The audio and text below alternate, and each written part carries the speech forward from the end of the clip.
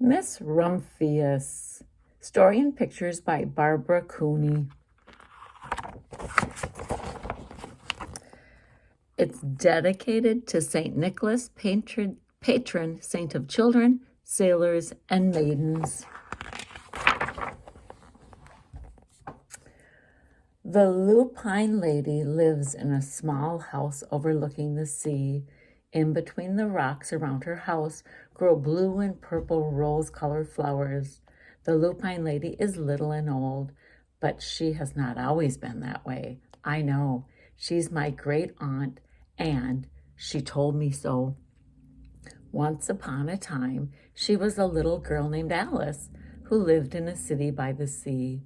From the front stoop, she could see the wharves and the bristling masts of tall ships. Many years ago, her grandfather had come to America on a large sailing ship. Now he worked in the shop at the bottom of the house, making figureheads for the prows of ships and carving Indians out of wood to put in front of cigar stores. For Alice's grandfather was an artist. He painted pictures, too, of sailing ships and places across the sea. When he was very busy, Alice helped him put in the skies.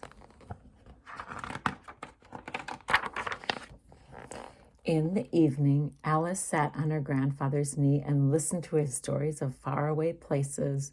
When he had finished, Alice would say, "When I grow up, I too will go to faraway places, and when I grow old, I too will live beside the sea." "That is all very well, little Alice," said her grandfather, "but there's a third thing you must do." "What is that?" asked Alice. "You must do something to make the world more beautiful," said her grandfather. "All right," said Alice, but she did not know what that could be. In the meantime, Alice got up and washed her face and ate porridge for breakfast. She went to school and came home and did her homework, and pretty soon she was grown up. Then my great-aunt Alice set out to do the 3 things she had told her grandfather she was going to do. She left home and went to live in another city, far from the sea and the salt air. There she worked in a library, dusting books and keeping them from getting mixed up and helping people find the ones they wanted. Some of the books told her about faraway places. People called her Miss Rumphius now. Sometimes she went to the conservatory in the middle of the park. When she stepped inside on a wintry day, the warm, moist air wrapped itself around her, and the sweet smell of jasmine filled her nose. "This is almost like a tropical isle," said Miss Rumphius, "but not quite." So Miss Rumphius went to a real tropical island where people kept cockatoos and monkeys as pets. She walked on long beaches, picking up beautiful shells. One day, she met the Baparaja, king of a fishing village. "You must be tired," he said. "Come into my house and rest." So Miss Rumphius went in and met the Baparaja's wife. The Baparaja himself fetched a green coconut and cut a slice off the top so that Miss Rumphius could drink the coconut water inside. Before she left, the Baparaja gave her a beautiful mother-of-pearl shell on which he had painted a bird of paradise and the words, "You will always remain in my heart."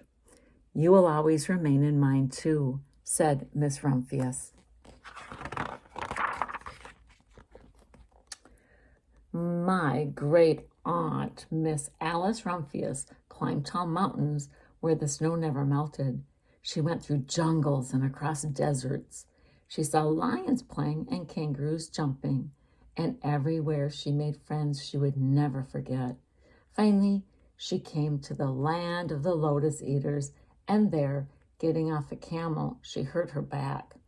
"What a foolish thing to do," said Miss Rumphius. "Well, I have certainly seen faraway places. maybe it is time to find my place by the sea. And it was, and she did.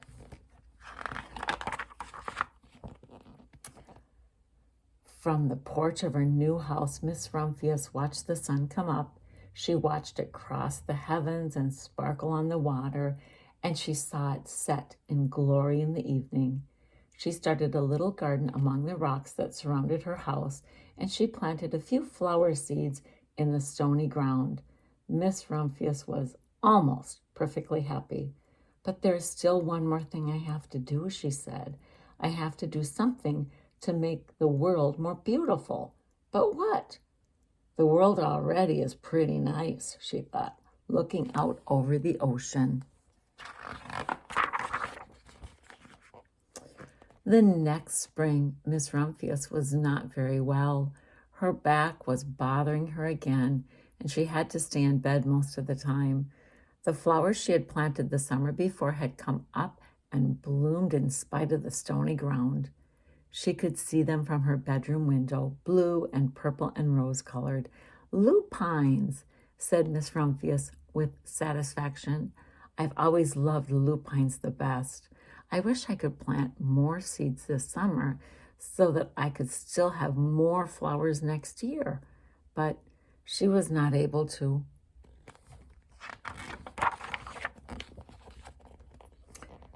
After a hard winter, spring came. Miss Rumphius was feeling much better. Now she could take walks again. One afternoon, she started to go up and over the hill where she had not been in a long time. I don't believe my eyes, she cried when she got to the top, for there on the other side of the hill was a large patch of blue and purple and rose-colored lupines. It was the wind, she said as she knelt in delight. It was the wind that brought the seeds from my garden here, and the birds must have helped. Then Miss Rumphius had a wonderful idea. She hurried home and got out her seed catalogs. She sent off to the very best seed house for 5 bushels of lupine seed.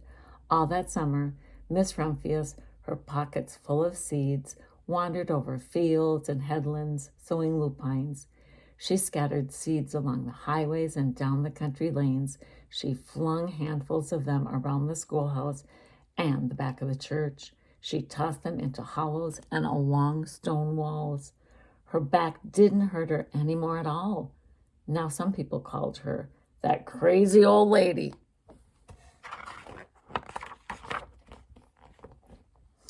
The next spring, there were lupines everywhere. Fields and hillsides were covered with blue and purple and rose-colored flowers. They bloomed along the highways and down the lanes. Bright patches lay around the schoolhouse and the back of the church.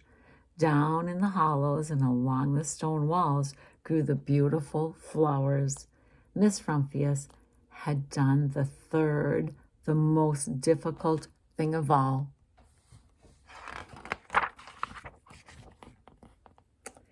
My great-aunt Alice, Miss Rumphius, is very old now. Her hair is very white. Every year there are more and more lupines. Now they call her the Lupine Lady. Sometimes my friends stand with me outside her gate, curious to see the old lady who planted the fields of lupines. When she invites us in, they come slowly. They think she's the oldest woman in the world. Often she tells us stories of faraway places. When I grow up, I tell her, I too will go to faraway places and come home to live by the sea. That is all very well, little Alice, says my aunt, but there's a third thing you must do. What is that, I ask. You must do something to make the world more beautiful. All right, I say. But I do not know yet what that can be. The end. Reminds me of St. Mother Teresa always said, today do something beautiful for God. Have a blessed day.